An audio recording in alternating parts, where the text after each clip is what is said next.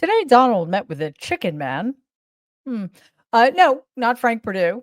The guy we all grew up with watching on TV, because that actually would have made sense, and Donald is incapable of that.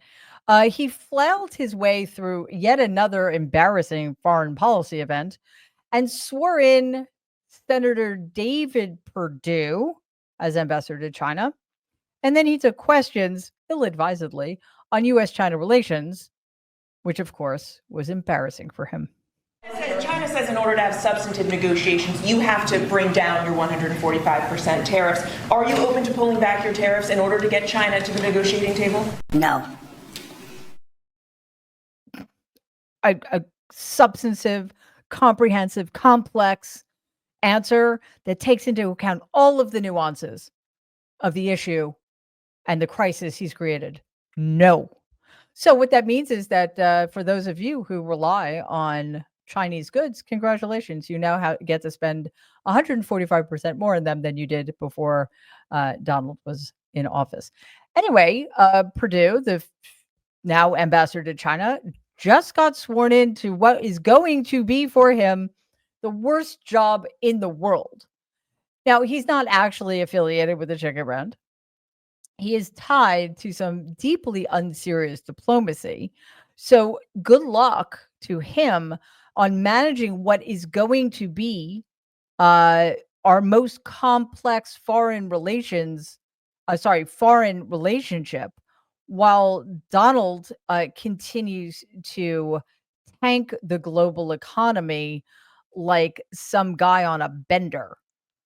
Now, just when you thought that Donald couldn't be any more shameless than he already is, he's trying to rewrite history. I mean, he's been doing this for a while, but that effort is accelerating. Here he is flat out denying that he started the trade war. China said the U.S. initiated the trade talks this weekend and that its position hasn't changed. Are you still confident you can reach a deal with China? They said we initiated it? Well, I think they ought to go back and study their files. Okay, I do think that. Study their files? Is that a thing countries do? Like, do we have files about stuff like this? You know what I mean? I guess in a sense we do. We have things called newspapers and videos. We know for a fact, it is indisputable that Donald started a unilateral, unprovoked trade war against many, many countries. And he's the one who started imposing tariffs.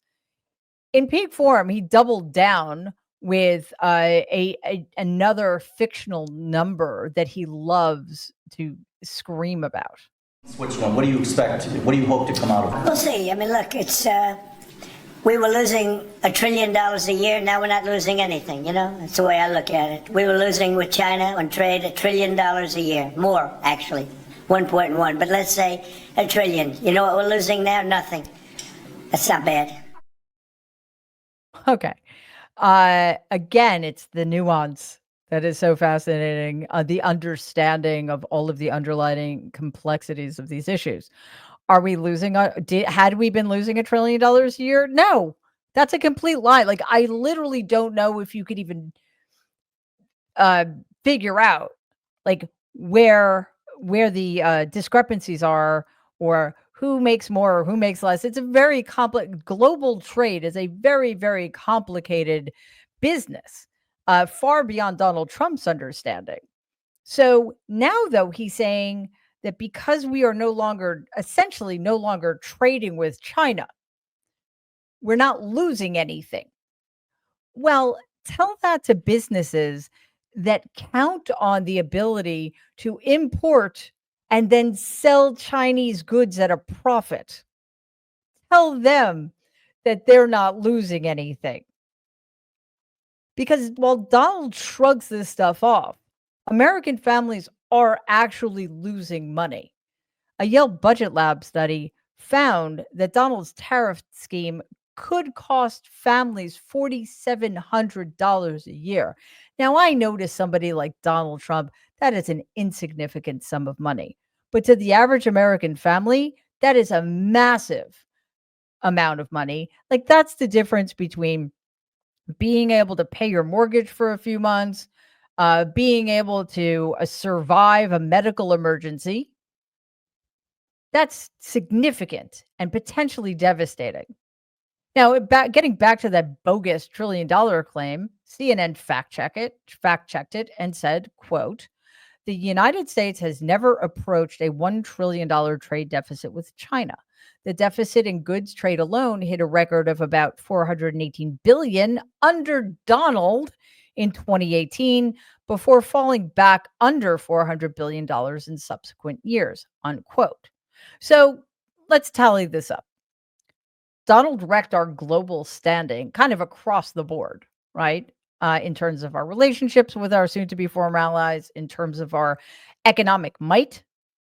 He raised prices on working families, and now he's trying to gaslight them again about all of it. But don't worry, he still had time for another massive, massive announcement. But before we go on, just want you to remember that we at Marriage Drop Media are not corporate media. We don't bend the knee. We are not for sale. We expose the lies the Trump regime tells and wants to bury. Independent media survives because of you. So please like and share our videos and subscribe to our channel if you are with us. All right, now this is big stuff. So let's get to it. Donald's big announcement is a new holiday. Yes, that's right. Victory Day. Irony of celebrating World War II as he spreads authoritarianism and continues to emulate Hitler. Donald is using this train wreck of a press briefing to announce this big news. Again, a new national holiday called Victory Day on May 8th to celebrate the end of World War II and the defeat of fascism. Well, thank you very much. Before we begin, I'm pleased to announce that I've just signed a proclamation officially designating tomorrow, May 8th, as a Victory Day for World War II, commemorating the 80th anniversary of America's victory in the Second World War. All over the globe, our World War II allies are celebrating this week, but the United States has never joined in with the proper celebration of our own, and the victory was mostly accomplished because of us, whether you like it or not. So we are celebrating every year now. I can guarantee for 4 years, but I think after that we're going to have 2 victory days, World War I and World War II. This is World War II Victory Day. In the future, we're going to have a major celebration of each day. We're not going to have days off because we don't have enough days in the year. We have too many celebrations already. What? Okay. Can somebody please go get him some pudding? What? So much is wrong there. First of all, like it or not, I'm pretty sure we like it, the fact that the good guys won World War II. But major irony is celebrating the end of fascism while ushering a new fascist era into America. Yeah, that sounds perfect. By the way, though, and here's a little bit of a problem. May 8th is when Germany surrendered in 1945.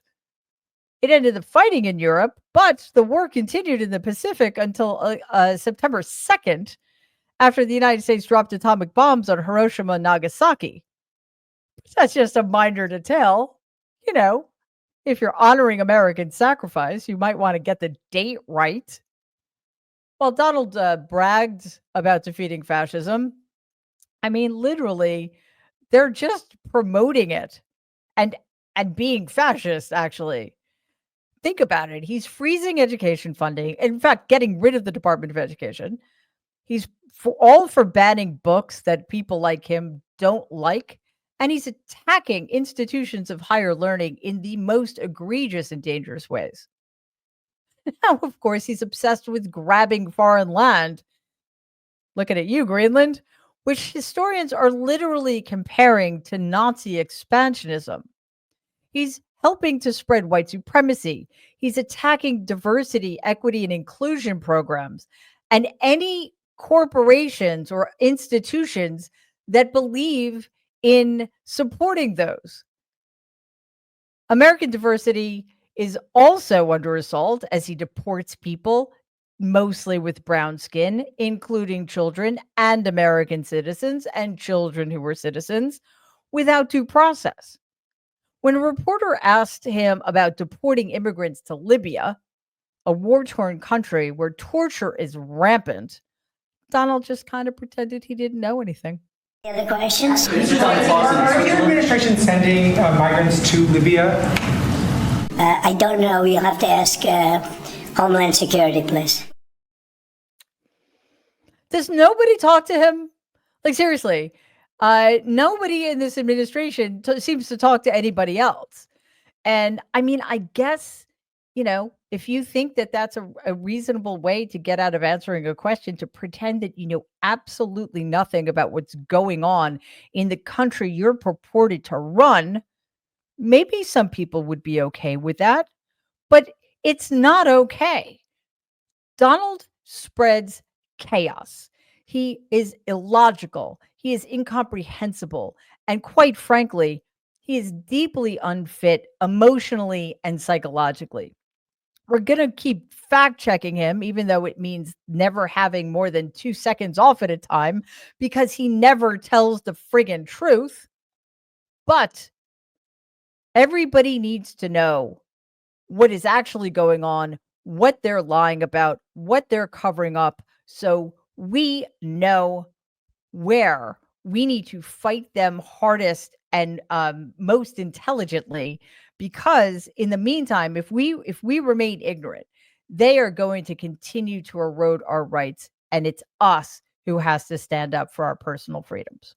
Please take a second and like and share this video. It'd be awesome if you could subscribe to the channel. If you're listening to us in podcast form, please follow us and give the show a 5-star rating, because it really does help other people find our content. Thanks.